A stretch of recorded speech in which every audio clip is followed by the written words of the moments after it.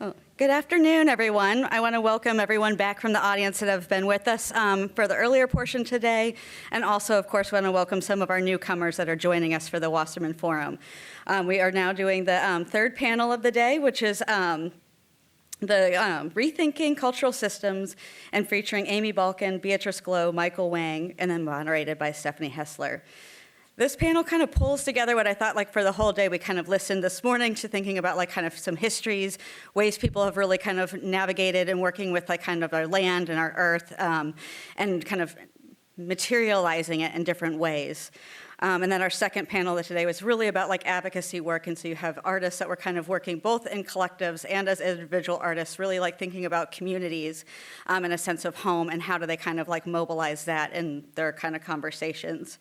And today we're going to, for now, this panel, we're kind of looking inward at our cultural institutions. How do we function as, like, a museum or a library in these kind of systemic structures, and really thinking through what we do as our work, and how we can maybe, like, rethink those things. And so it's just been a really rich discussion so far, and I really look forward to the conversations that will be coming this afternoon. So thank you for that. With that, I'll just introduce some of our artists here. Amy Balkin is an artist whose works propose alternatives for conceiving the public domain outside current legal and discursive systems, addressing property relations, environmental justice, and equity in the context of climate change. Her work and collaborations include a People's Archive and Sinking and Melting, a climate change archive for the future, Anterior, Clean Air Park, Public Smog, and the Atmosphere, a guide, which traces some human influences on the sky. So you'll hear about some of this work today. Beatrice is an American multidisciplinary artist of Taiwanese heritage, whose practice includes examinations of archives in collaboration with culture bearers and researchers in the creation of sculpture, installations, textiles, emerging media, and olfactory experiences to envision a more just and thriving world guided by history. Michael Wang is an artist based in New York. His practice uses systems that operate at both the planetary and regional scales as media for art, addressing climate change, species distribution, resource allocation, and the global economy. As you see, they're taking on very big topics here. And then this will all be pulled together with Stefanie Hessler, who is joining us today as the director of the Swiss Institute in New York. Her work centers artists and ideas through new commissions, transdisciplinary collaborations, and experimental formats. At SI, or the Swiss Institute, Hessler co-curated Spora, which invited artists to transform the institution through environmental institutional critique, making her the perfect person to draw this all together. So with that, I would like to invite Amy to the stage and share some of her projects. Thank you.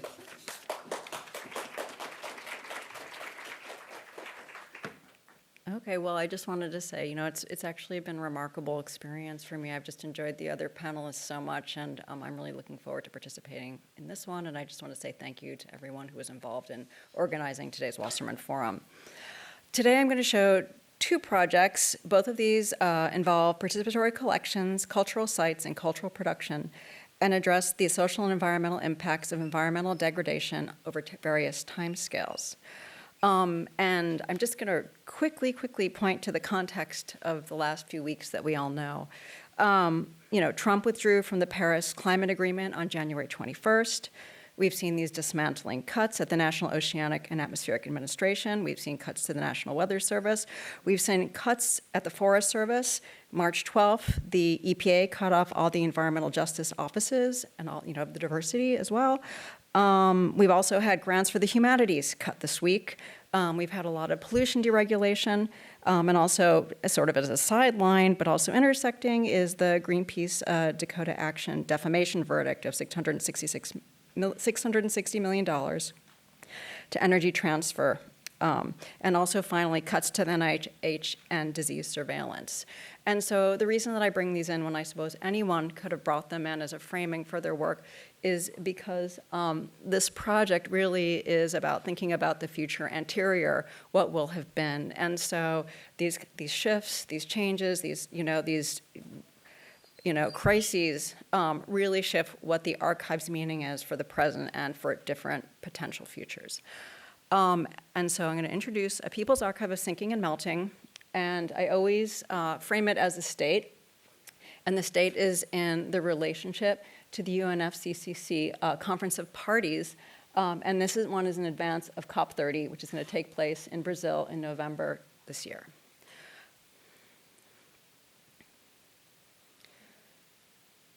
So a people's archive of sinking and melting is a collection of items contributed from places that may disappear or already are, owing to the combined physical, political, and economic impacts of climate change, including glacial melting, sea level rise, coastal erosion, and desertification. Through what are called common but differentiated collections, contributed materials form an archive of the future anterior, or what will have been. The archive operates from the principle that anything is equally valuable as a record of present or projected future disappearance of a place as chosen by someone there. It can be anything that happens to be there, including garbage, flotsam, or jetsam. As of 2025, the archive contains contributions from locations including Anvers Island in Antarctica, Cape Verde, Greenland, Kivalina in Alaska, Nepal, New Orleans, New York City, Panama, Peru, Senegal, and Tuvalu, among others. And I do want to say that with respect for the imaginative effort of the contributors to acknowledge present loss and look towards the future with foresight, it's important that the contributed items are presented as what I phrased as common but differentiated collections. And the reason why they're presented this way is that they're one common archive, but they're differentiated by nation of contribution, and then they're exhibited with information about their UNFCCC Annex Party grouping, which presents from where a contribution has been sent and shown on the label for each item. So of note, Antarctica, from which the archive also holds materials, has no status. The labeling is a method for contextualizing the archive's collections of materials and is intended to call attention to the gap between the stated commitments, uneven resources for climate change adaptation and mitigation, and unequal power and vested interest of wealthy nations exercised in climate negotiations, and those nations most likely to be subject to permanent loss and damage. And which refers to the observed impacts and projected risks of climate change that go beyond what countries, communities, and ecosystems can adapt to. This differentiation is also intended to help viewers interpret the geographic distribution of the materials in the archive, which do not map evenly to the risk of disappearance, and to reflect on the resources required to contribute to the archive as an individual, likely including a connection to English language speaking arts infrastructure and to information and freight networks. To date, the archive has circulated largely in Annex I countries, except for Cuba and Honduras, which are both non-Annex I countries. So who should contribute to the archive, given the unequal distribution of impacts, varied timescales, and the personalized dangers of future and present climate and its politics? And I would say anyone who lives in a disappearing place. So I'm going to show you some collections. The first is the Antarctica collection. All items were contributed by Michaela Noyce with Bill Burns, Nander Kovatz, Carolyn Lipke, and Steve Sweet. And I had some questions for the contributors. Do you live in a place where the object came from? If not, what's your relationship to the place? No one lives in Antarctica, but many people work there for months and even a year or two at a time. I went, as most people do who stay on continent, in the role of a worker who provides labor and logistical support to scientific research teams. What have you seen disappear there, environmentally or otherwise? What do those disappearances mean? Every day sees a little loss if you know how to measure it. Some of my coworkers remember when the sea ice grew so thick each winter they could ski out to neighboring islands on their day off. Others have spent hours chipping away at ice melt from under buildings because the snowpack actually thawed enough to flow as water in the wrong places before refreezing. That's what they see as scientists, and that's what we see as workers as well. The scientists say the same thing, except they get grants and make graphs. What's your relationship to the objects you contributed? These objects all come from daily life around the station.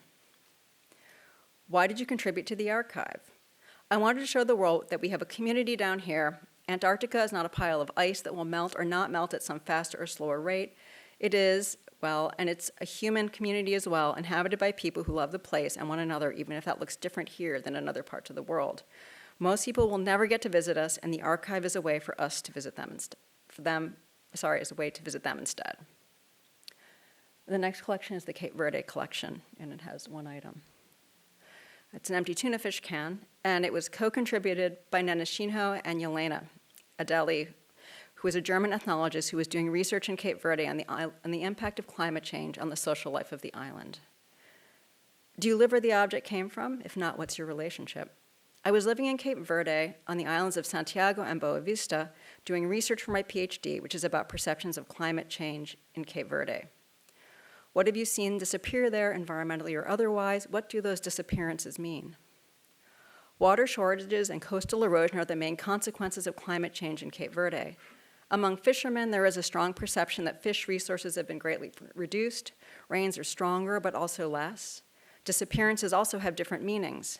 Cape Verdean fishermen and farmers associate the disappearances of fish or rain mostly with spiritual or religious causes as an ending or transformation of the world. What's your relationship with this object you contributed? Tuna is one of the most popular fish in Cape Verde. If not eaten fresh, it's canned by one of the few local industries. It was one of my favorite foods, and the tuna can symbolizes the enduring traditional practice of fishing, as well as its canning industry, which has declined. It is also an object that's being used beyond its original purpose as a plate during fishermen's barbecues at the beach, as an ashtray, or as a form of art. New Orleans collection from the USA. This is the New Orleans collection. All items were found by contributors Pleasurine Thomas, Monique Dean, Taiwanique McKenzie, Wynell Davis, LaShine Dickerson, and Melissa Orzalek of Rhubarb rusted up beyond all recognition bikes in the upper 9th Ward of New Orleans. This location is sinking and would be underwater with a 2-meter rise in sea level, according to the Global Sea Level Rise map. The materials were collected on 19th May of 2012. The contributors answered these questions about their contribution. Do you live where the objects came from? Some kids do, others have moved since last year, 2012. They all have family in the neighborhood.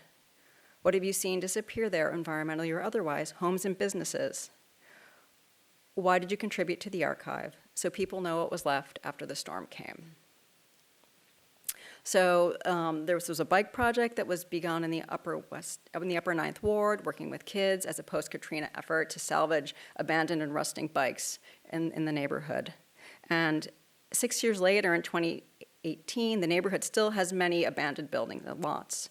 And the contributed archives were chosen to represent present-day life in the neighborhood. And finally, the Trinidad and Tobago collection. And this is a fire brick, plate shards, a piece of broken road, red clay brick shards from the Constance Estate and Lala Road. They were contributed by Alicia Milne and Louis Vasquez LaRoche. And I'm just going to point to the fire brick, which was collected near the site of a house on Constance Estate that was destroyed and claimed by the sea. The ruins are still visible in the waters of Columbus Bay.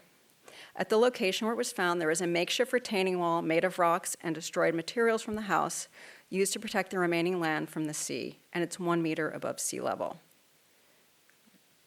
And here's a picture of the retaining wall that's been made of the broken house. I'm just going to show you a few images of the archive as it's presented. This is an early image of the archive's contributions in order of a section date at the Rauschenberg Project space in 2014. This is documentation of the archive as a video loop with contributions sorted, as I mentioned, by country and differentiated by the UNFCCC Annex Party status into 4 groupings, Annex 1, 2, B, or none. The video is accompanied by an updated CIA world map and collections information about each object. This is an image of a school group in Havana at the exhibition Nature is Worth 1,000 Words in 2017. An image from storage, box 10, California, Illinois, Florida. You can also view the archive online at sinkingandmelting.tumblr.com. And finally, to close the archive, a screenshot from the archive's database. And quickly, thank you to all the contributors, without who the archive would not exist. So hopefully with time, I'm going to briefly present one more project. This is Technosol Library. It's a project that grew out of Technosol Room, which was a proposal for the 2014 exhibition Anthropocene Monument. And the proposal for Technosol Room was that there would be a permanent monument of a gallery that would be permanently filled to a depth of 1 meter with technogenic soil from the vicinity of copper-nickel works in the Kolob subarctic in Russia. This did not come to pass, but grew into the project, which is still in a prototype form, and this is Technosol Library. So Technosol Library holds human-altered soils. Now, technosols were defined in 2006 by the International Union of Soil Sciences as comprising, quote, a new reference soil group and combined soils whose properties and pedogenesis, which is their formation as a combination of place, environment, and history, are dominated by their technical origin. They contain a significant amount of artifacts, something in the soil recognizably made or extracted from the earth by humans, or are sealed by technic hard rock, which is material created by humans, having properties unlike natural rock. They include soils from waste, such as landfills, sludge, cinders, mines, spoils, and ashes, pavements with their underlying unconsolidated materials, soils with geomembranes, and constructed soils with human-made materials. They're often referred to as urban or mined soils.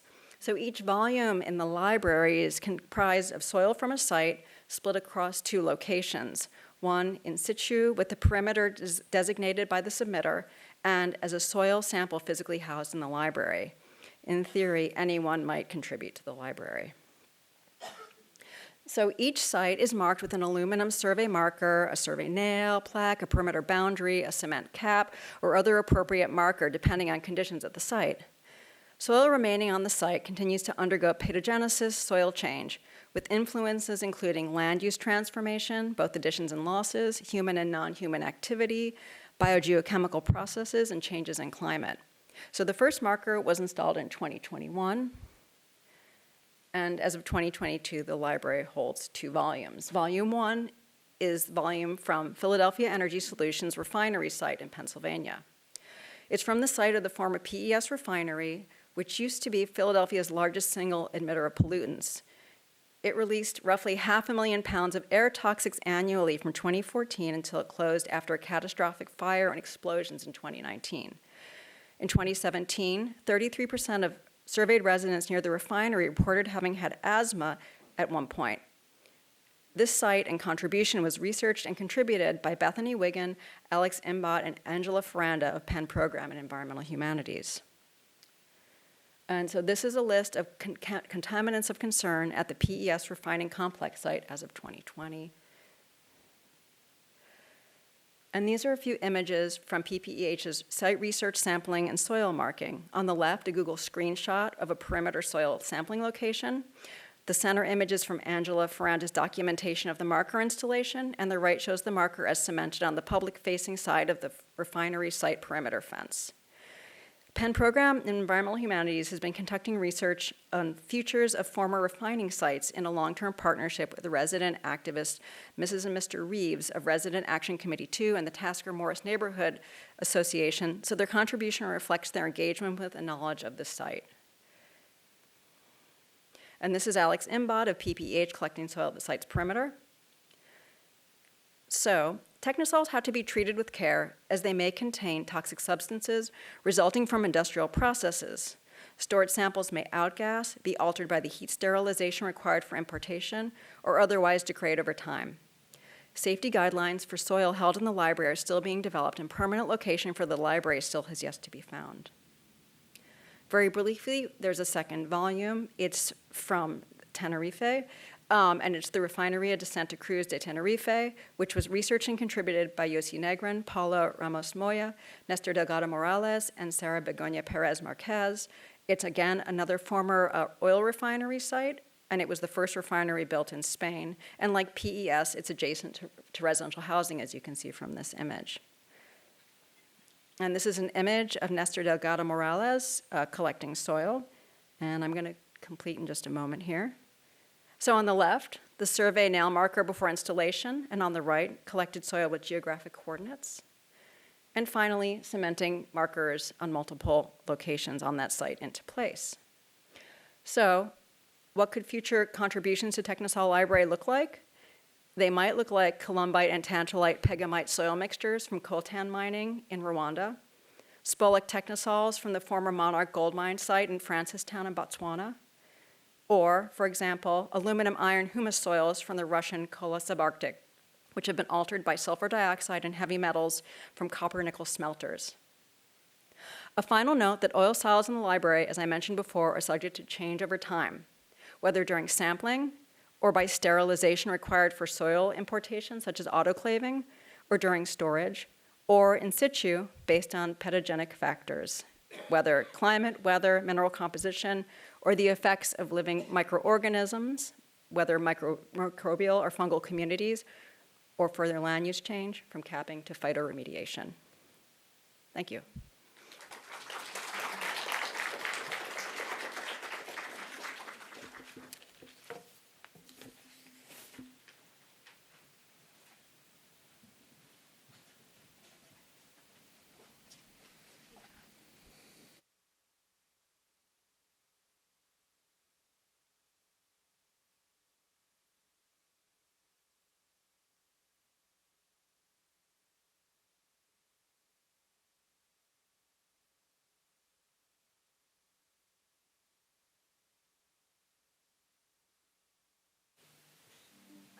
Oh, hold on, that's not, can we go to the beginning?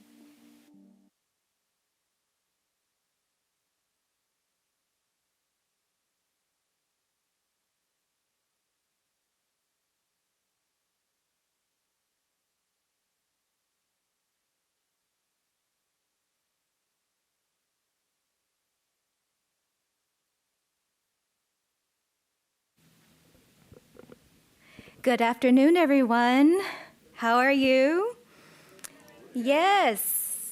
Well, I need to hype myself up after being in a dark room.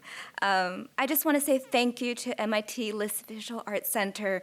I think I'm not the only person to be feeling a lot of climate grief, but I feel that together, with all the nourishing dialogues I've been able to absorb today and last night when the panelists all arrived, I feel not as alone. So this is beautiful. Thank you.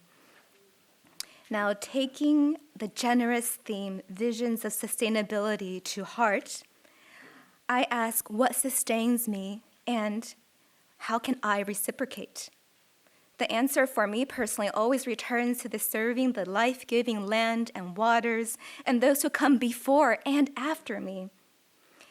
I call it a deep sense of planetary belonging. I belong. I make art in service of bridging public history to socially and environmentally just futures. Art can counter historical amnesia that bars us from history-informed, thriving realities. My interest in understanding history's impact on the present started very early on. As a kid growing up in Northern California, I asked my parents about Taiwanese history, to which my father said, "Kid, you need to go to the Netherlands one day, and you're gonna have to go into some kind of this thing called archives." I was like, "What's archives?" He's like, "You're gonna find Dutch East India Company's archives, and there you'll know everything." So this not only sparked a personal journey, learning about settlers, indigenous peoples, and forced laborers in my own lineage, it also laid out an amazing roadmap of uncovering the afterlives of colonialism through research, documenting oral histories, and mining institutional collections. During my undergrad experience, I had the opportunity to visit Elmina Castle in Ghana. Has anyone ever been there? Okay. Well, it's a place where countless kidnapped humans were held captive prior to being transshipped to the Americas. Standing in the dungeons, I still remember till today, I was shaken to my core by the brutality of the space and what it represented and what had transpired within the castle. Since then, I have visited similar star forts around the world, including New York, all throughout Indonesia and Taiwan. I continue to map them feverishly through the Caribbean, Brazil, South Africa, and Sri Lanka, altogether revealing a pattern of Western European land domination and extractive economies. I started to inform myself about how colonial worldviews and desires incentivize the creation of inequitable global trade networks that have resulted in large-scale indigenous dispossession of land, enslavement, forced migrations, environmental degradation, altogether laying the foundations for our poly-climate crises. In the spirit of solidarity, in 2015, I began collaborating deeply with Lenape culture bearers, the original peoples of New York metropolitan area, as well as historians, technologists, and ecologists. We use virtual reality as a collective envisioning tool, resulting in interactive VR experiences depicting pre-colonial realities and reimagining the eco-futures of Manhattan. Last year, for my exhibition, When Our Rivers Meet at New York Historical Society, I conceived the project along with curator Rebecca Klassen as an alternative commemoration for the 400 years of the founding of the colony New Amsterdam that became New York City. For this alternative commemoration, I created a series of parade float maquettes with local and global culture bearers whose heritages were all impacted by Dutch colonialism. For example, with Lunapao culture bearer Brent Stonefish, we redesigned the seal of Manhattan, leading with the question, if the Dutch and the Lunapao had a collaborative relationship upon encounters, what type of environmental reality would we all be living in today? Brent wanted me to make a new seal for Manhattan that uses the original name Manhattanan. Lunapao culture is matriarchal, so we replace the men with women, those who have the power to give life. Here, the women are teaching children to respect the tree of life. Doing community-centered work within and beyond institutions has required that I perform behind-the-scenes support, bridging culture bearers, institutions, museums, and sometimes nation-states. The shape of the work is not just what is visible in an exhibition, but actually the building of sustainable relationships and coalitions so that the original stewards of the land are empowered to sustain the storytelling work they need to do to ensure long-term narrative shift that supports life. And we all need to be part of that together. Continuously curious about the afterlives of colonialism and the missing voices and omissions of the archive, I started doing collections-based research through the Smithsonian Artist Research Fellowship. This required that I undergo a background check with an armed officer at Lower Manhattan's Smithsonian National Museum of American Indian that is actually built on the former Fort Amsterdam. Museums are not only descendants of the cabinets of curiosities, the Wunderkammers, that ruled in colonial aesthetics and hierarchies, they actually remain bastion forts of culture. Studying the collections of numerous public and private institutions alongside curators who are also grappling with cultural inheritances and institutional relevance, I've smelled black gunpowder from the Revolutionary War ignited within archives, beheld rifles that had taken lives, seen Asian luxury goods acquired with the wealth generated from labor of enslaved people toiling on the stolen native land, seen cultural objects meant for community life confined to climate-controlled storage, and cradled intimate objects such as spoons, cups, and smoking pipes that had laid at an underwater shipwreck for centuries. Witnessing the afterlives of colonial commerce and reflecting on my relationship to the matrix of power, I created this piece in the form of a gunpowder horn in reference to the 1635 Dutch pacification campaign of Formosa, a military campaign now known as Pax Hollandica, Dutch peace, meant to suppress indigenous Taiwanese resistance. Sometimes objects summon you. Maya Nuku, curator of oceanic arts at the Metropolitan Museum, asked me to help invite indigenous Taiwanese culture bearers to provide contemporary perspectives. During a research session, the Council of Indigenous Peoples of Taiwan revealed that the Met's objects of question came from my ancestral village. I was surprised. The portals between the past and the present open during collections research.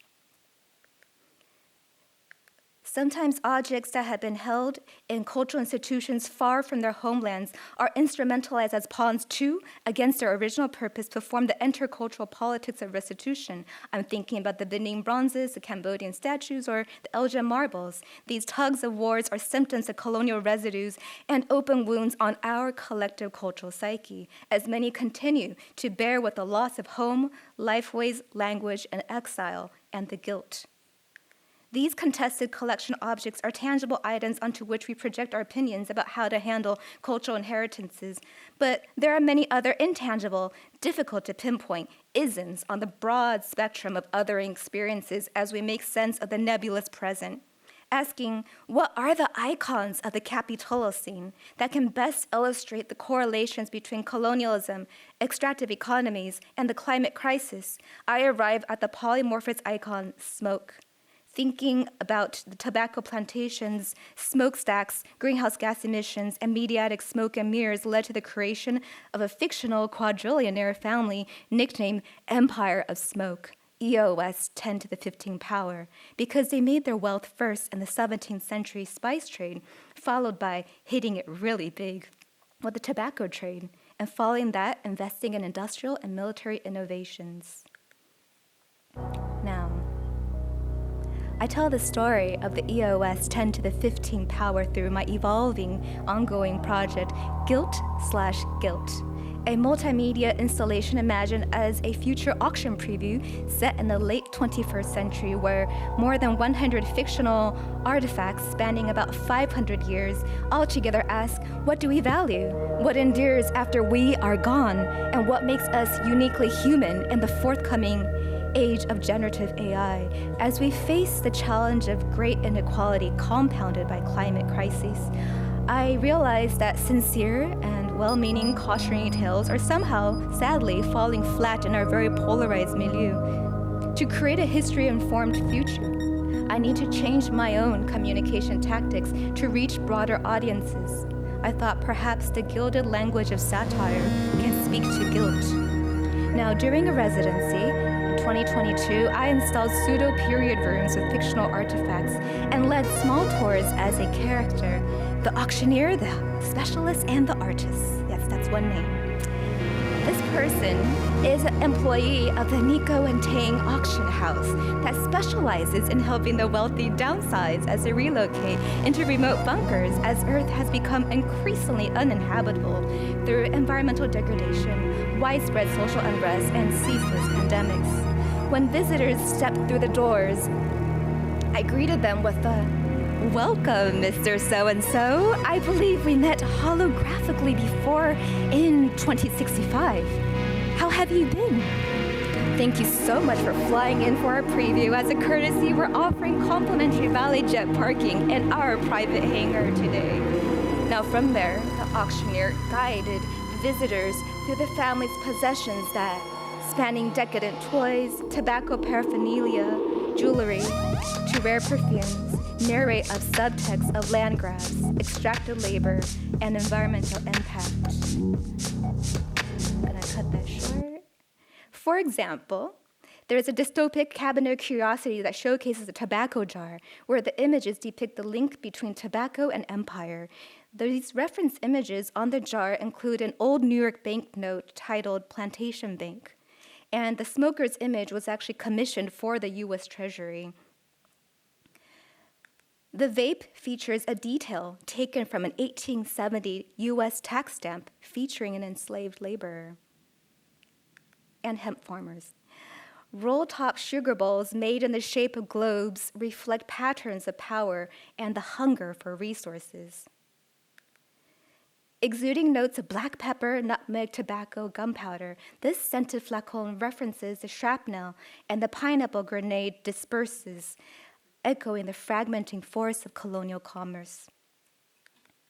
This youth rifle was modeled after the Winchester Repeating Rifle Company's The Gun That Won the West. These golf tees say, "Winner takes all," and on the verso it says, "The Oligopoly Club."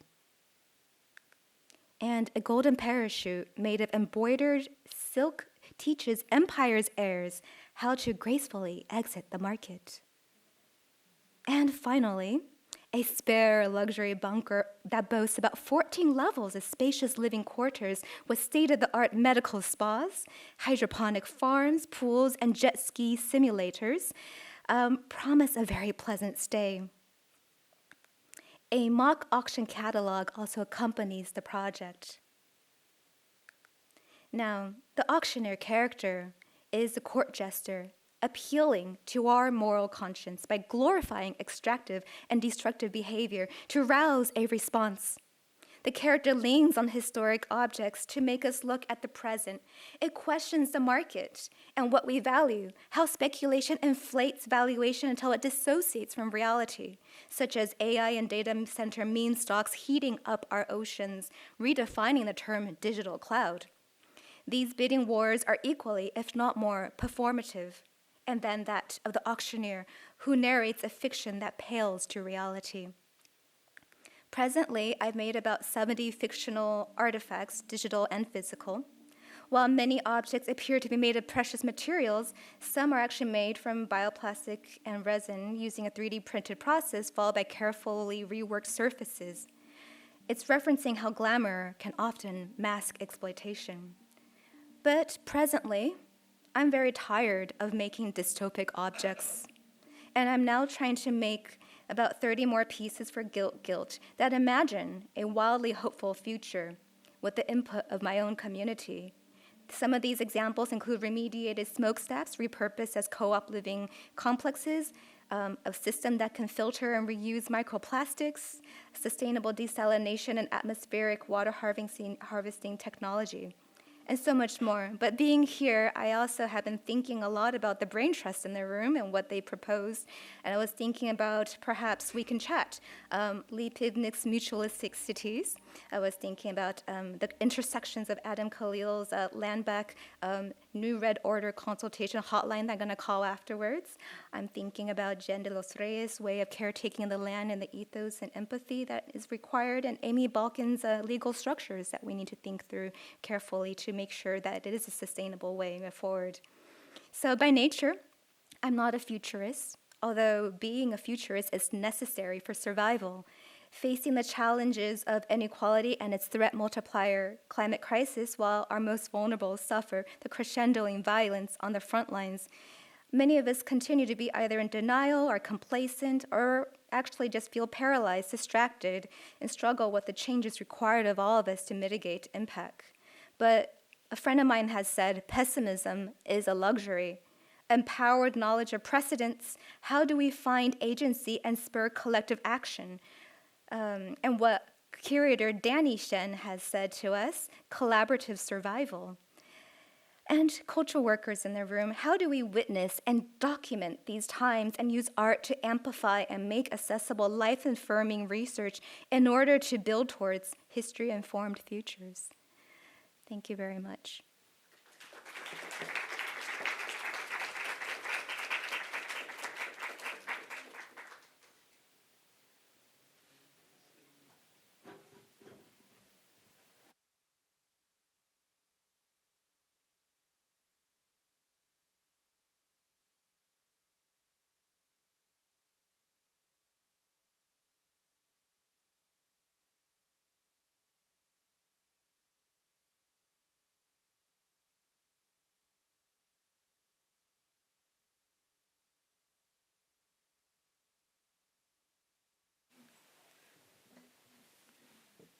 Hi, I'm Michael Wang. I'm an artist.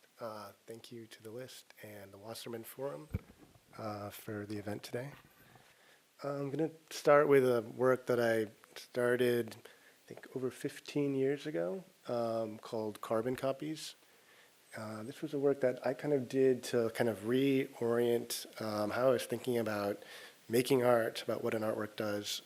I went through and I found ways to calculate the carbon footprints for, I think I started around 20 very kind of well-known contemporary artworks. Every calculation was different. I was looking at things like the embodied carbon of certain kind of fabrication processes, but also things like shipping, even like the display of artworks. For me, it was a way of just kind of changing the value system to think about artworks by kind of reducing everything to this particular measurement. And then I wanted to kind of visualize what those footprints looked like. So for every work that I did a calculation, I made a kind of model, mostly out of paper and pencil, that kind of represented the kind of cubic volume of CO2 released in the production of each artwork. And the scale was something like 1 to 5 million. But I wasn't just interested in kind of doing these calculations and showing this sort of shadow version of these works.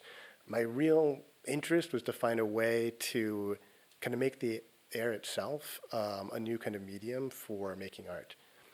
So I made all these copies. I figured out, the various ways of calculating each work. So this is for Jan Vos, We the People. So I found out how much copper went into that work, which was this sort of fragmentary recreation of the Statue of Liberty. And then from that, I think it was like 30 tons of copper. I could figure out the calculation for what the CO2 emissions were. So it was something like, I think it says here, 84 tons of CO2. And then what I did is I offered these copies for sale. And I kind of used the existing system of voluntary carbon offsets so that people could buy these copies and sort of transfer that purchase into the purchase of carbon offsets. So for me, by selling these copies, it was a way of erasing the footprints of the original works, which for me was a kind of artistic gesture. So I was thinking about things like Rauschenberg's Erase de Kooning. It was sort of like this gesture of erasure, but invisibly in the air. And every calculation was different. This was for Marina Abramovich's The Artist is Present. And there I kind of found out what kind of high wattage bulbs illuminated her during the duration of that performance, and that provided the basis for a calculation. So those lamps released something like 4 tons of CO2. When I did this, I think, first of all, there wasn't like a widespread understanding of even the system of carbon offsets at that time, so there's a lot of kind of explanation that went into just describing this process. But I also felt like when people did understand it, it seemed to be a kind of like condemnation of like the excesses of the art world. And there was some element of that, I think was particular works maybe. But I think what I was more interested in doing, and also for myself, was showing that kind of all artists are already air artists. And that's something that maybe isn't explicitly a part of an artistic practice, but it's something that I wanted to foreground and to kind of reveal the atmosphere as a potential space for making an artistic gesture. So by kind of like revaluing this sort of like very kind of like highly publicized version of art making in this way, for me it was a way of saying, okay, we're looking at this thing that's getting a lot of attention in order to see this thing that's invisible, literally invisible like the air. So this was a series of works I did a few years later where I think I had kind of moved into thinking, okay, I kind of almost like harnessed these very visible artworks to make this kind of statement, to make this sort of pivot away from looking at these works to looking at the atmosphere as a potential terrain with aesthetic possibility. And then I did a number of works where I really was trying to work with the kind of biogeochemical cycles that create the atmosphere as a site for art making.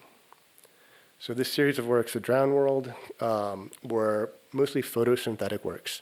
So this was a work that I installed in like an existing fountain where I used cyanobacteria to kind of color the water in this fountain. And cyanobacteria were the very first photosynthetic organisms. So I thought of this as like a kind of a living monochrome creating this very first green. So before there was cyanobacteria, the earth was maybe gray or brown, but when this organism evolved, suddenly the earth turned green for the first time. I have a kind of ongoing series of photographs. I'm just going to show one example where I'm kind of trying to draw out that connection between the vegetal and the industrial. This is an image from the series Carboniferous that shows the kind of plant life that formed coal. So these are all based on often very small fragments of fossils of Carboniferous era plant life. And these are found, they're impressions in coal or in deposits alongside of coal. And to me, it's sort of this unseen, natural, vegetative side to the energy revolutions of modernity. So the kind of organic backstory to industrialization, to modernization, to extractivism.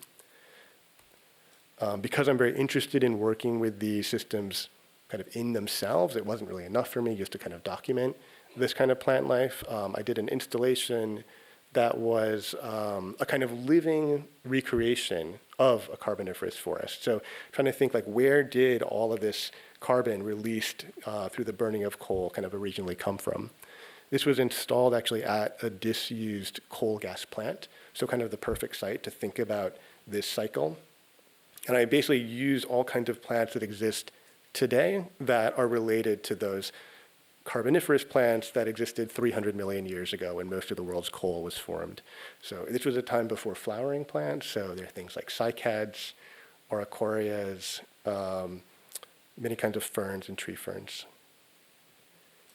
And for me, I think I was really interested in this as a kind of performance almost, a kind of completion of a cycle. I'm very interested in almost like that gesture of drawing a circle, of sort of something returning to a point of origin. Almost as though it was kind of a device that frames the kind of terrain of an artwork. So here I'm thinking almost kind of speculatively, almost in a science fiction way, that as coal, as fossil fuels were burned, they're kind of returning these forests of the Carboniferous to the air and recreating actually the atmosphere in which these forests first emerged. So by kind of planting this forest, I almost imagined it as something that was kind of growing up on its own, kind of in response to this changed atmosphere. So these kind of forests of a kind of, maybe kind of a dystopian post-fossil fuel future, when the kind of atmospheres of the Carboniferous have kind of returned and completely kind of changed the face of the Earth. I've done a lot of work that engages with the kind of natural origins of modern energy. This was a work that was about hydropower, also about returns in a way. It's called 10,000 Li, 100 billion kilowatt hours. 10,000 Li is like a kind of traditional unit of measurement that was kind of named the length of the Yangtze River. And 100 billion kilowatt hours is the annual energy production of the Three Gorges Dam on the Yangtze River. So this was a work that I installed in Shanghai, which is the very mouth of the Yangtze River. It was installed as part of the Shanghai Biennial. And to me, I wanted to make a work that engaged the river by kind of plugging directly into it. So the way I did that was actually by plugging into the infrastructures of Shanghai, because a big part of Shanghai's energy comes from dams on the Yangtze, including the Three Gorges Dam, which is the world's largest power plant. And the water in Shanghai comes from the Yangtze. So this was a work that is basically a giant refrigerator with spray nozzles that use that kind of Yangtze water from the Shanghai water supply. So it's made of sort of Yangtze power and Yangtze water. The two come together to create a glacier. And the glacier that I created was modeled on the glaciers that are at the very origin of the Yangtze River. So the Yangtze begins in the Qinghai Tibetan Plateau and then flows all the way 10,000 li to Shanghai, but where it kind of empties into the sea. So at this very kind of moment where the river's at its terminus, I wanted it almost to be like a kind of snake eating its tail. It kind of recreates its own origins, using its own energy and its own water. It recreates those glaciers at its origin, which are also glaciers that are melting. Climate change is kind of extremely affecting that, what's sometimes called the third pole, the glaciers of the Himalayas. And so it's kind of a machine. I have a short video that just sort of shows that machine in operation, which I kind of wanted to feel almost like it was a part of the infrastructure of the city.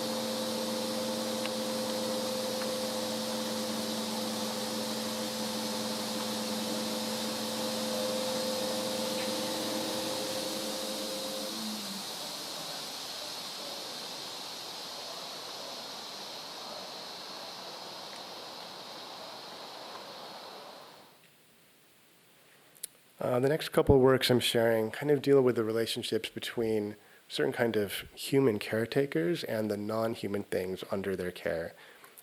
This first work is called Extinct in the Wild. That's a conservation category that refers to species that are extinct in what's considered nature, but persist in cultivation or in captivity. I have a series of installations where I found ways to bring a selection of species considered extinct in the wild into art spaces. And part of the reason I'm doing that is because I see these things now that don't exist in nature as kind of already products of culture. So they kind of like only exist in relationship to the human and only exist within these networks of human-provided care. For many different reasons. Some are kind of literally preserved as part of conservation efforts. Others have been, conserved through agriculture or because they're useful in different ways. But ultimately, they only now exist in these kind of matrices of human care. So I saw these art spaces almost kind of in the tradition of the ready-made, sort of allowing these things from various spheres of culture, agriculture, horticulture, the pet trade, to come into these spaces of high culture and to kind of be put on display. But the systems of display are kind of these greenhouses or tanks that are not only these kind of technologies of exhibition, but they're also these kind of life support systems for these things.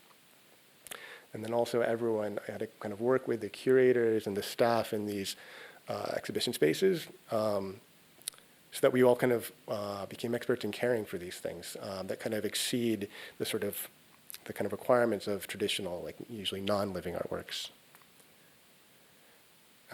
Also, as part of this, I'll just give one example. I'm kind of trying to document the stories of the passage of a species from nature into culture.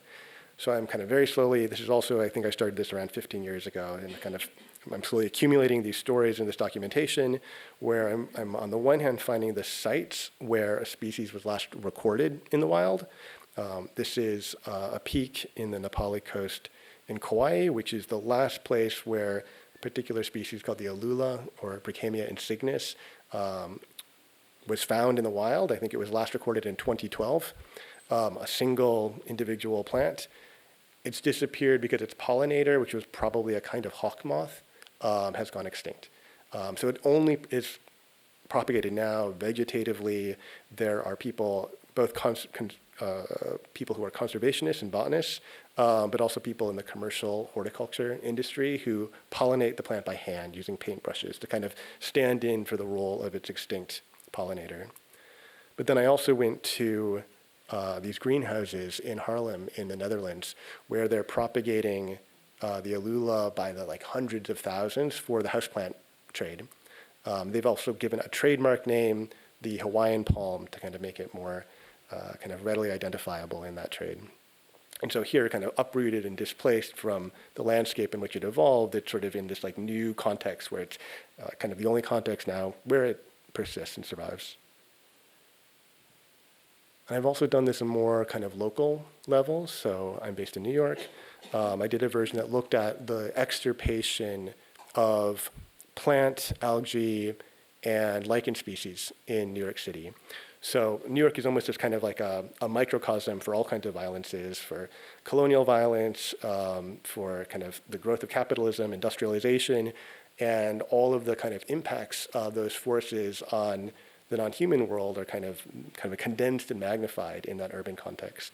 So, but at the same time, there's this quite a kind of rich record of the plant life in New York City. So I was able to work with the New York Botanical Garden and go through their herbarium collections to see kind of what species used to be in New York over 300 years and which in current surveys are no longer being found. So I took the list and I started cultivating 45 species that are extinct in New York City, but do persist elsewhere. I cultivated them in my studio and garden, which is just outside the city. And then in a temporary exhibition, I brought them back. Kind of a similar kind of installation context as what I showed you, Extinct in the Wild. Many of these species disappeared for all kinds of reasons. This particular greenhouse contained a lot of species that were wetland species. And so many of those areas have been drained. A lot of the kind of soil chemistry has changed because of all kinds of human impacts. So these kind of acidic bogs plants are really kind of absent throughout most of what has become New York City. But they're being supported here in this particular greenhouse. And then at the close of the exhibition, I worked with different public green spaces to outplant some of these species. Still kind of, they will only persist under kind of like very active care because the environment has changed so much. They won't kind of sustain on their own, but to kind of at least prolong the exhibition in this more kind of like public version. And similarly to the project Extinct in the Wild, I was doing a lot of recording of these species and sites. So I found every last herbarium specimen that was collected in New York of a particular species. These are watercolors I made based on them. This is the swamp sunflower.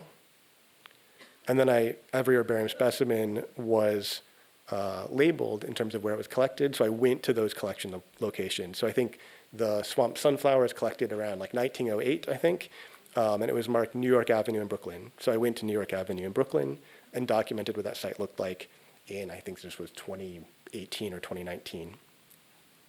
So no longer a swamp.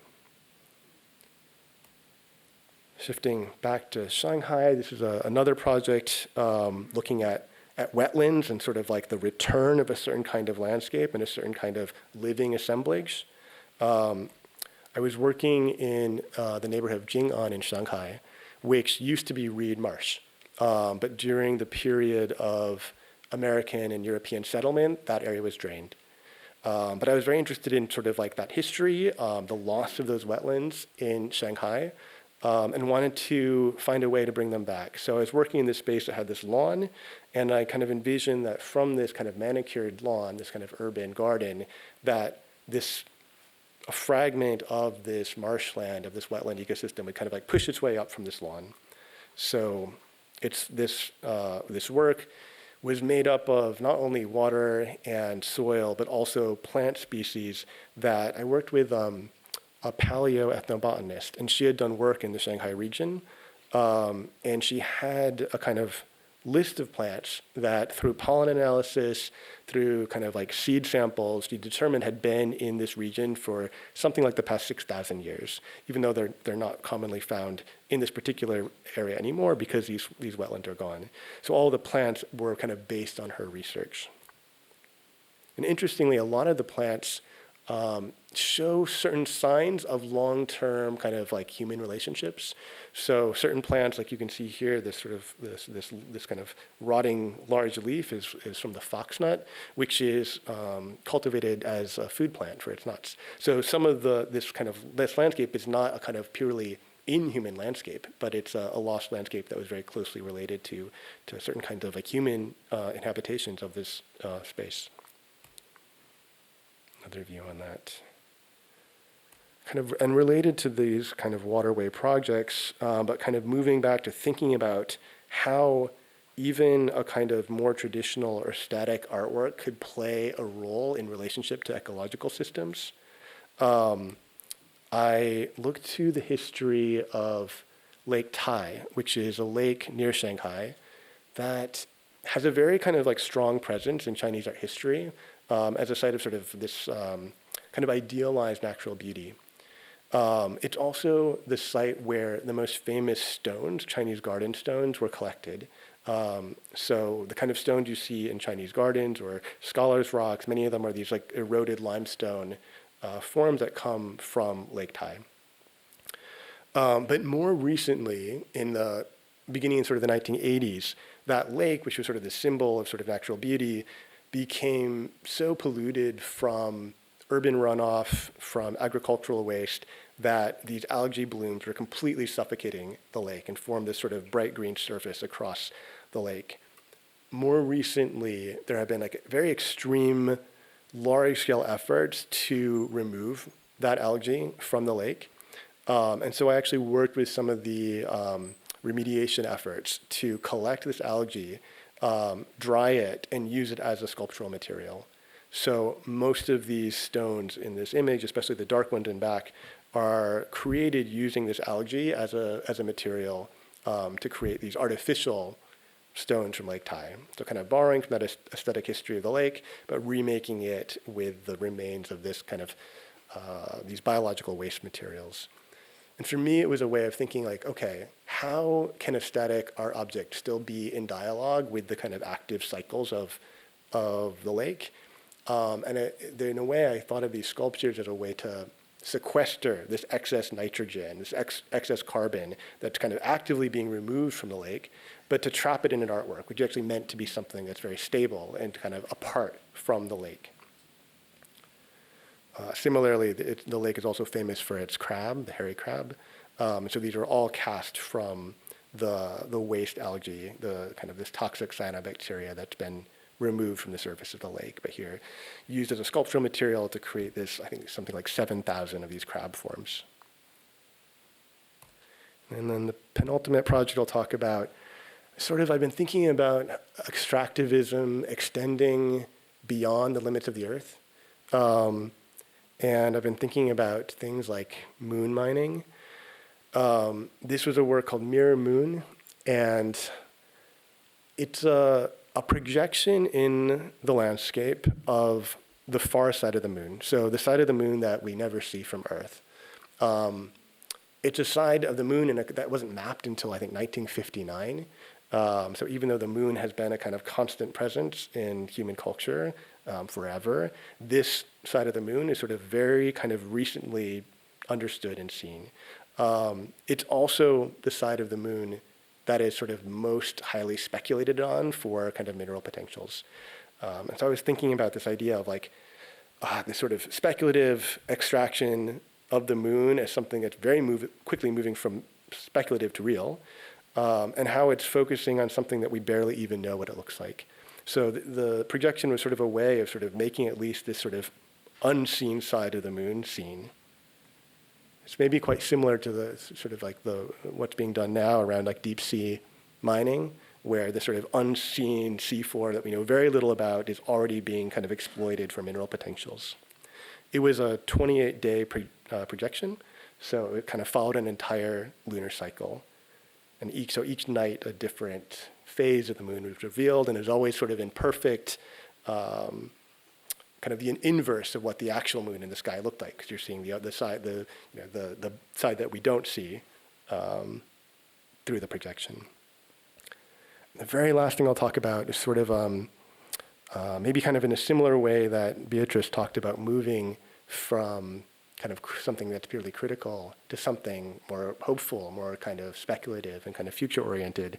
A couple of years ago, I wrote something that I called a manifesto, but a manifesto of photosynthesism. And maybe it's a bit of a serious joke to kind of call for the inauguration of a new ism, a new kind of art movement. But it was in very kind of direct response to, I was looking at the manifesto of futurism, and reading that manifesto through the lens of sort of climate change and carbon, it's sort of very clear it's a celebration of fossil fuel emissions. They're celebrating smokestacks, fast cars. It's this kind of, it's a celebration of fossil fuel and extractivism. And so the photosynthesis is sort of like taking almost like the chemical inverse of that, to celebrate instead these vegetal processes that capture carbon, and to think of that as sort of offering a new kind of aesthetic model as well as a new set of values, to kind of counter the expenditures of the 20th century. Actually, and I was thinking about it when Lee, in the last session, brought up the image of the emerald green sea slug, this sort of symbiotic photosynthesizing creature, which is features as one of the protagonists in this text as sort of a kind of being that we might emulate. Thanks.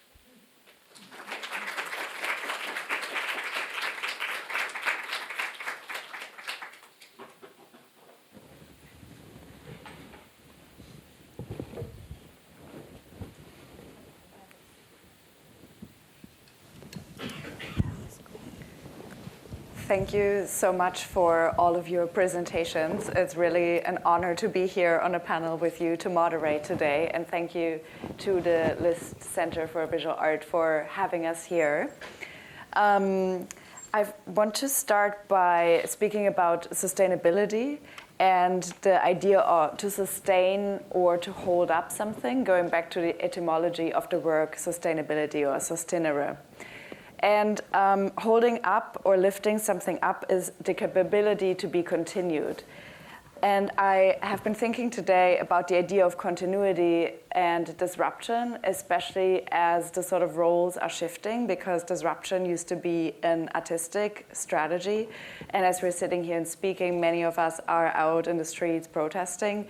Thank you for being here. I think both are really important, valid actions. But I think the disruption that you also mentioned earlier, Amy, of all of the kind of infrastructures that have been set up, of all of the grants, of museums and environmental protection, and all of these disruptive mechanisms are really opposed to any idea of sustainability and of sustenance of the bonds and commitments that are rooted in mutuality and in solidarity that have been built over time and that we still need to continue to build.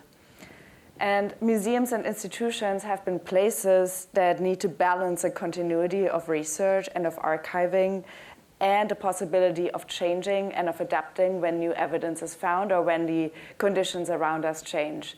And this is, of course, very evident and very clear with climate change and also with racial and colonial capitalism.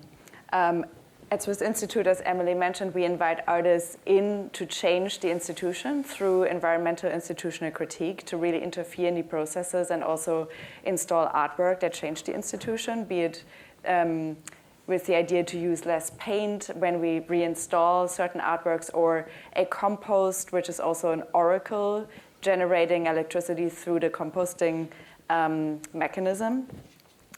And museums are also places where objects and ideas are safeguarded. And in all of your presentations, we've seen the precariousness of objects. Amy, in your case, you're speaking about archives of places and of histories and stories that are disappearing.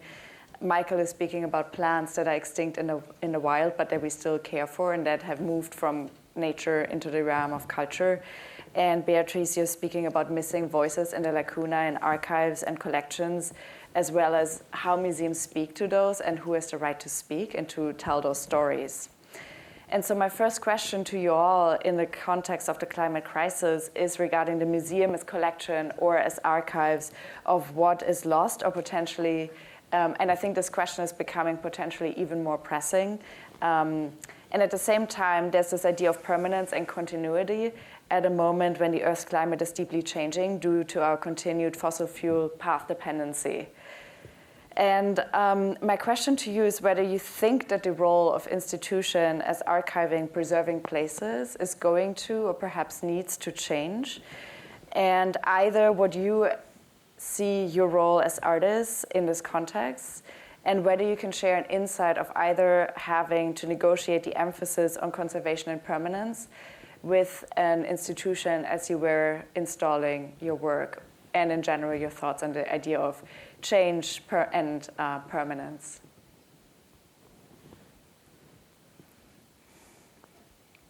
Well, I'll have a go to start. I mean, your question brings up all of these complex questions that I think the institution has wrestled with, I've wrestled with, and continue to. And so I think for me, with the People's Archive of Sinking and Melting, there's this question of temporality, right? And the question about which future will we inhabit.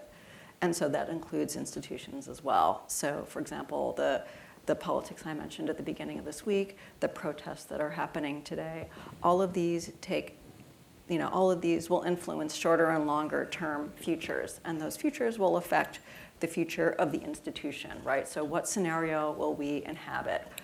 What kind of museums might exist in the future? Are we saving for a future with no people? Are we saving, for a future with no audience? What's the question of, who's going to come to the museum? What will the museum be?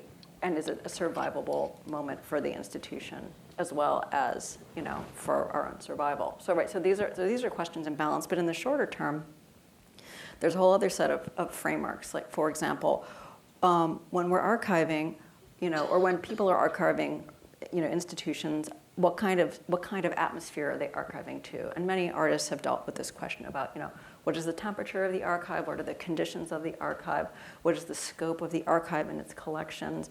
Are we holding the temperature to, to a Western standard, in terms of its temperature? Are we holding it to a tropical standard? How does that affect things and what they're, and how they're seen, how they're observed, and the cultural reception of those objects? As well as the question of, archival labor.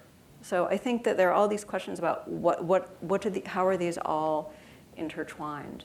So that would be like sort of a first context for me. So will we have a museum in the future? And finally, the other piece of that is when we lose other places, the role of the museum changes, and it's already changing, right? Because if places are being lost, cultures are being, are being lost as well for complex reasons, then museums are positioning themselves as sites of return, right? So if you have an island culture, it's lost, oh, you can come to XYZ museums. And there's been a long project of many museums now to re-envision themselves for that. And so I think the question is about, regardless of how cynical that is, or regardless of the function of it, so how do you see those different roles in longer timeframes? And finally, to talk about the sustainability, right? The question about like, do artists work sustainably? Should things be preserved, right? And also think again to somebody coming back to somebody's earlier question about AI. What about these works that the museums are holding that are increasingly born digital, right? There's a kind of crisis about the footprint of the museum, and of course the cost of preservation, which is all, on this back end. So that was probably a lot, but all those things I think hold together as a kind of complex of questions. Mm-hmm. Thank you. Yeah. Well, thank you, Amy, for laying out that whole framework. I agree with you on so many points. I actually, when I think about this question of continuation, permanence, conservation, when I'm in the studio thinking about a project, I don't first think, oh, how are they going to conserve this?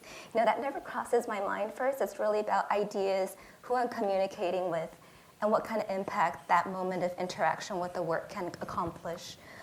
So when I first started to have works become part of collections and institutional archives, I started to wonder to myself, should there be some kind of agreement where we can have a conversation around how this work might, in what conditions, not have to continue to be supported within these conditions going forward? Because something probably will outlive my lifetime, and so how much we want to spend energy conserving that. And also on the other side, I think about a lot of people I'm talking to these days, they're all complaining about how costly it is to maintain these archives and collections. The insurance is so stressful for all these collectors and trustees. So maybe there's a moment where I could also say, let's look at our balance sheet and let's match those values of where we spend that money, and then we look at the desires of the originating communities where many objects came from, and ask them how that caretaking process and transition and rematriation can be done in a very graceful way. So I think there are many moments in which we can really evaluate what we have in our closets. Many objects I've seen in collections have never been opened by anyone once they entered the archives. They'd be like, oh, you want to see box, 1731? I don't know what's in there, go have fun. And I'd be like, wow, well, why are you holding on to this? And sometimes I open it and I go, this should not even be in this space. So I think it's a wonderful moment to consider what are we holding on to, maybe Marie Kondo a little bit, and kind of realign our values and center the voices and the stories that allow for continuity, which are the stories that we are all narrating in this room today. So I think about centering on what's in front of us is important. Yeah. So the work Extinct in the Wild actually started kind of with a weird dream image that has yet to be realized, which was, I was thinking about like new media and how like institutions have had to kind of extend the kind of expertise they have around conservation to include like rare video formats or like biodegradable things. And I was kind of had this idea of like, what if a conservation department at like a big museum had to conserve a species line? And I kind of thought, okay, this project was starting to form in my mind. Extinct in the Wild was about the kind of conservation of living species kind of through these kind of technologies and kind of systems of care, kind of imagining that kind of taking place in a museum context. That work has not been collected by an institution, so that's not been realized, but maybe that's why. But I also think that maybe the way I was thinking about that dimension, it kind of, I think a lot of the work I do, I'm inspired by Merely Laterman Ukele's maintenance art manifesto, and kind of thinking about that caregiving as a part of a work or something that can be foregrounded in a way. And I think in that same work, Extinct in the Wild, I very much wanted the care of those things, the people coming out to water plants or mist them or feed the fish, that was a part of the work too. So maybe there's some aspect of like thinking about those kind of acts of caring for artworks as like intimately tied up with what those works are. Maybe in a way, like I was thinking about all artworks also on some level being air artworks. Also, you can think of all artworks as on some level being durational or temporal works too. And that's sort of, maybe it's sort of an unthought side of things, but maybe when we're thinking about the kind of long term, the long duration, and even kind of like almost like the deep time of an artwork, all of those kind of elements have to come into play. Continuing with this question of, or moving maybe from permanence and more toward process and continuing a bit further into that direction, all of your practices place emphasis on process and on research as well. Michael, you work very much through ideas of flow and systems and connecting a melting glacier with a machine that recreates glacial conditions.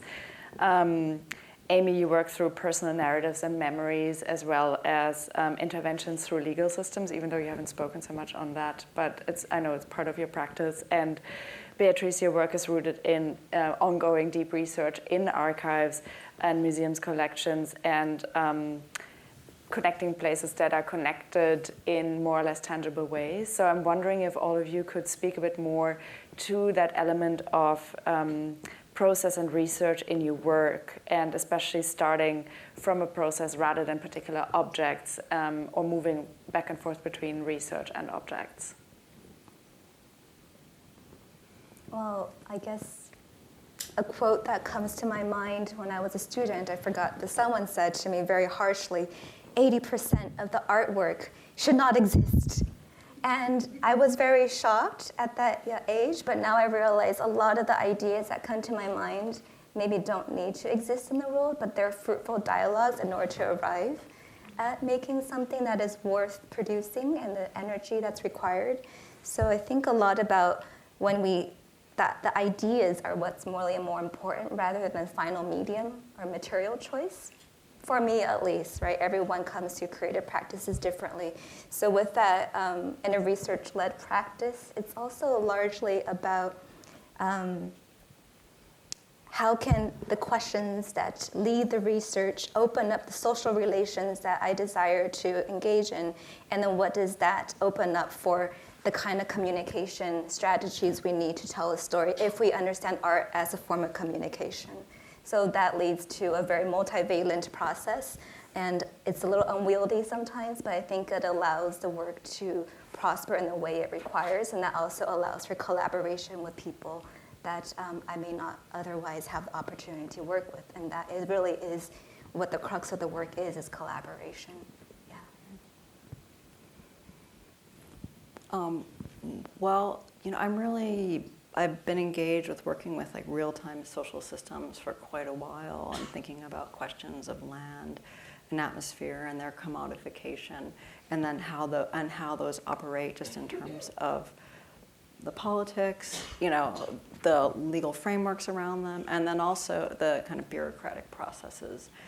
And so for me, one of the parts of the work that I do, and sometimes I really enjoy it, and sometimes it's just brutal because it's like dealing with health insurance, is go through these processes that either can make the work move forward or stop it. So for example, for the Canary Islands, I have had to go through a process to import soil. So it's an APHIS soil permitting process, and you have to go through and fill out the forms and be able to bring the soil in, and it's a 3-year permit. And in order to do that, I've engaged with many different people in different departments in order to get that going as an individual, because usually individuals aren't necessarily the people that want to do that soil impartation. Other things I've done like that, I've done another project, an ongoing project called This is the Public Domain. It's a long-term project to create a permanent public commons, and I purchased land to do that in 2003. And the land is in Tehachapi, California, and so I haven't been able to find a legal mechanism to give that away and make it public. But in 2012, it's in a wind farm. There was the end of this sort of tax rebate for companies that wanted to set up windmills. And so a company came in and they wanted to basically rent the land so they could build a substation on it. And so in order to think about that and what that would look like, I hired a wind lease lawyer to look at air rights. And so I went through that process. And so a lot of this doesn't have an art object. And to be honest, the projects I presented today, they're collecting projects that have objects. But I really tried for a very long time to work without objects other than documentation, which, of course, leaves its own footprint and its own trail. But so those are some of the ways that I've tried to work. Also have worked with going to get permitted to purchase emissions offsets in the United States and in Europe. And so other processes like that. And so those always put me in dialogue with people that I could never imagine meeting. And we often, it's rich. And so the encounter can be rich, or it can be difficult, or it can be shut down. And, and there are friendly and unfriendly collaborators in that process. But, that's part of the process to me that makes things robust, and it unpacks these questions, and it makes them visible. But it also, makes the work exist in this real time and real place. I think similarly, like one of my maybe kind of big commitments as an artist is to try to kind of extend or expand the kind of terrain of kind of artistic tools or potentials. And so I guess research is a way to kind of even discover what those potentials are. And so unlike a traditional painter or a sculptor, I can never become an expert or a virtuoso in my medium. I have to always be learning what it is. But I think that's sort of the big part of the process. And maybe process for me is often something that gets incorporated, where I think of process as also kind of like performance. And it's something that is shown in a way. The process of sort of plugging into the Shanghai grid is a part of the work. It's not kind of means to the end, it is the work. So yeah, maybe that's, I also think there's kind of different attunements that different artists have, and maybe we all kind of share an attunement to process in a certain way. I think sometimes people are can be kind of more attuned to the kind of, a certain kind of static aesthetics of the object, say, and then some people are more just kind of have a natural attunement to process. Thank you, yeah. I'm going to ask one more question, and then we have hopefully time for a couple more questions from the audience, so prepare your questions now.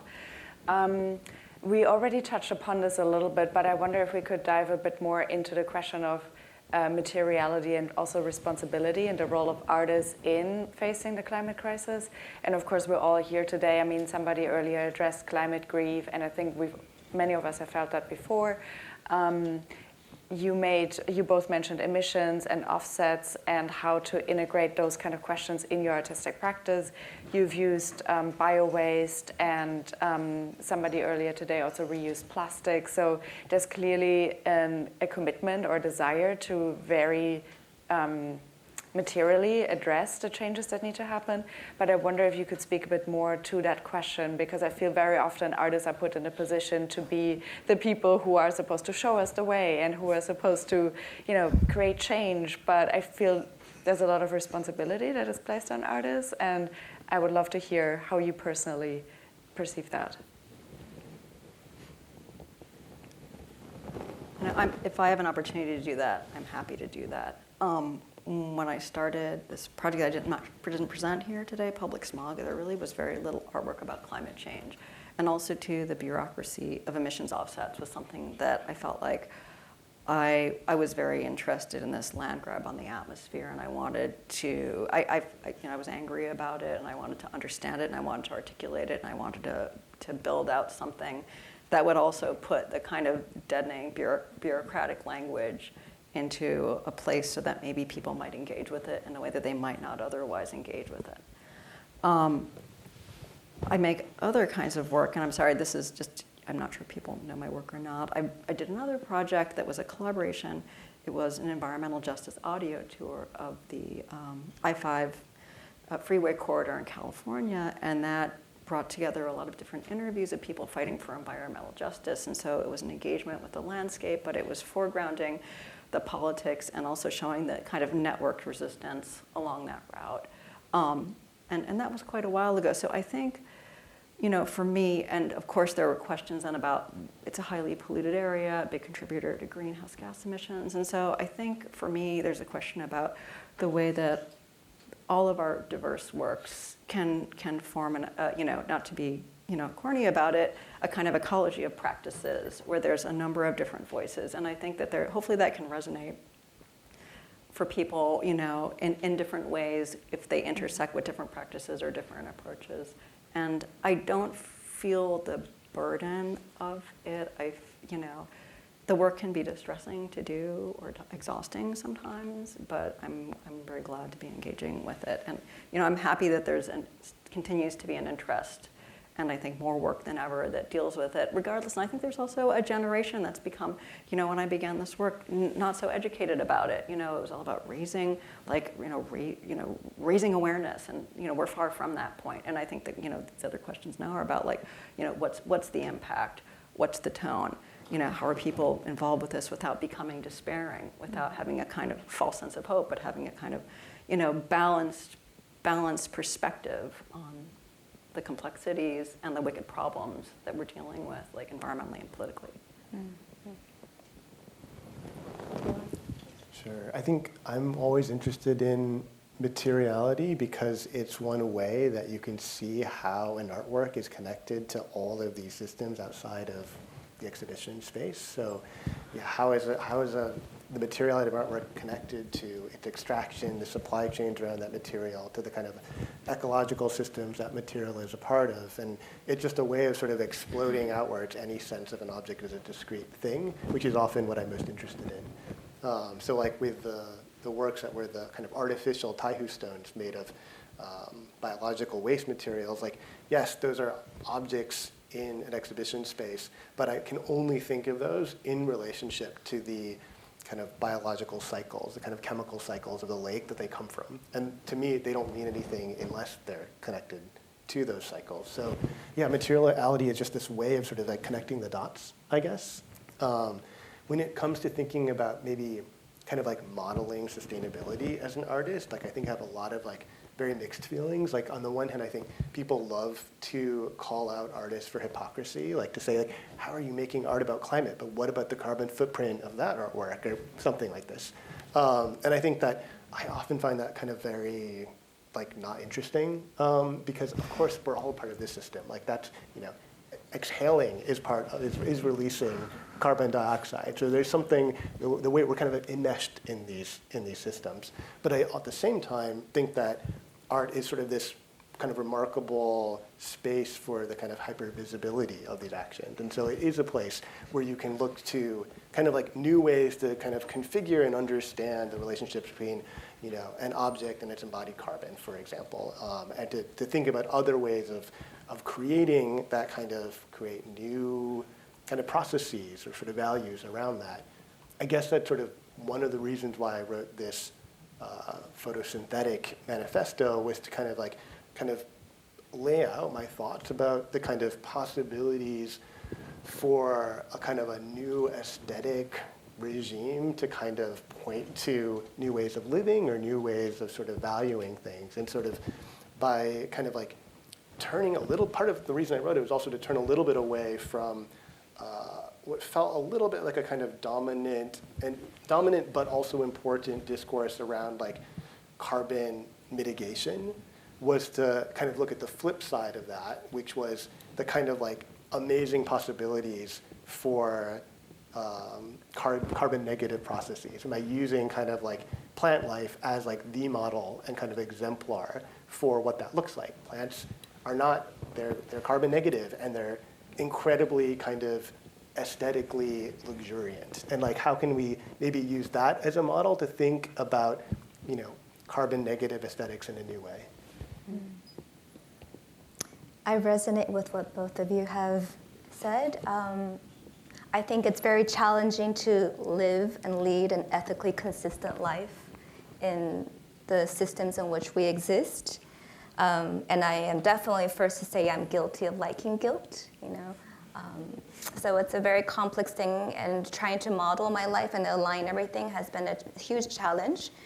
So I was joking with Michael that you should audit my practice and give me a number so I can really try to improve going forward. Right? We talked about yesterday also about hand washing laundry, and that's what I do, you know, in all sorts of ways. But those are little things. But we're so atomized in this larger system that what is the collective impact is something we need to think more about than finger pointing who is more ethical than the others. So that's something I feel like the guilt shouldn't put artists on the high horse. But I do want to think about this one artist I admire. He's a Maori artist, George Nuku. Folks know his practice. I attended we had this event together, and he makes these stunning sculptures, carving plastic, actually. But he wants us to worship plastic. He wants us to have us reconfigure how we look at this material that is so ancient and transformed by humans, and how can we throw them away like that? You know, he wants us to treasure all of it and transform our relationship. And when he did that, I really felt like a little less guilty about my 3D printing practice. But I really just appreciated his provocation about taking something we throw away and then seeing value in it and seeing ways in which we can reshape our lives if we see the world through a different perspective and lens. So look up George Nuku's brilliant practice. How do you spell Nuku? N-U-K-U. Yeah. Yeah. Thank you.